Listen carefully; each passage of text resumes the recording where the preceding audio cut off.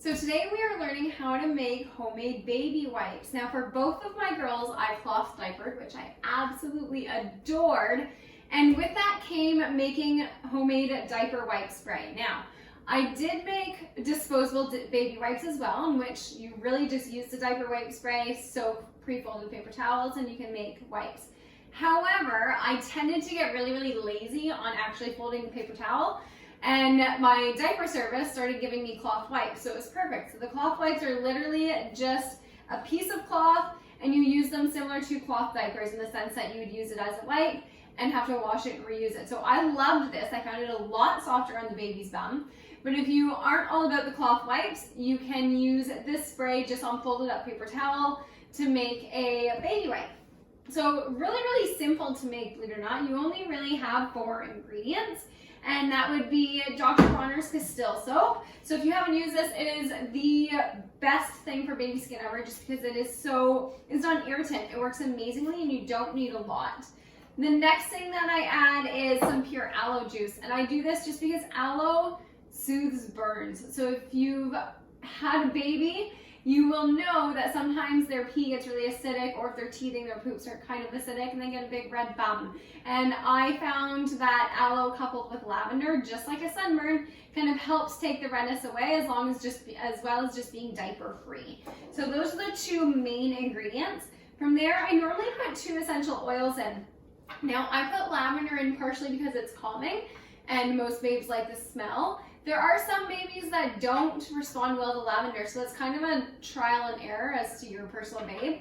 But the other reason that I use it is because it is awesome for red bump. It is my red bump solution. So if someone has random red bumps on them, they are getting aloe, which means I normally like to keep it in my diaper wipe spray just because it reduces inflammation.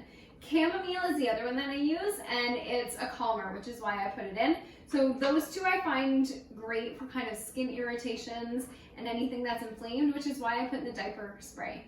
Now, let's just be clear, I'm not an aromatherapist. I have 0 degree in herbs or biology or any of that. This is just kind of what I've played around with, what I use, and what I found worked well.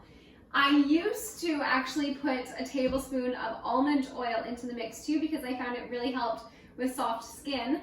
The downside is that when they do kind of have that red bum from teething poops or really acidic pee, the oil actually just does not help that at all. So I've removed the oil, and I'll use it kind of when I need it, but otherwise I really just stick to the basics. One thing I'd just like to note, because I got this comment a lot when I started using diaper wipe spray, and it's just about if the babe's bum is actually clean or sanitized, which always made me laugh. I'm going to spare the rant on the fact that we don't need to sanitize absolutely every second of the day.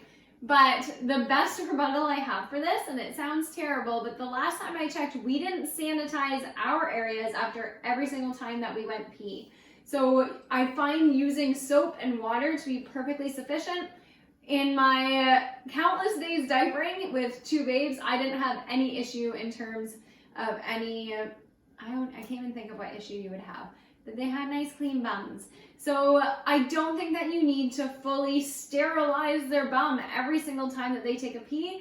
And I found that soap and water and everything else that I kind of use works just fine.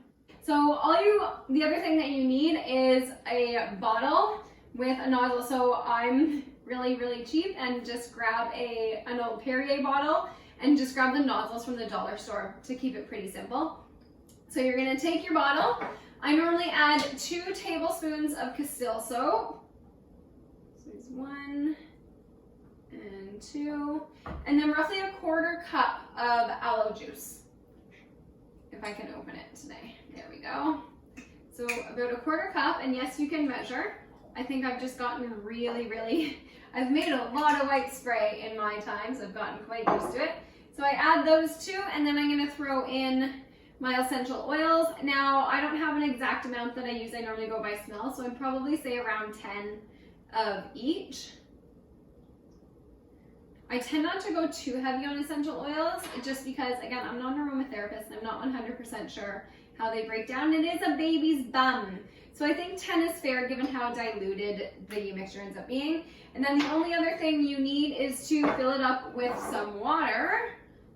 So I normally just fill, there we go, normally just fill the Perrier bottle to roughly halfway, a little bit over.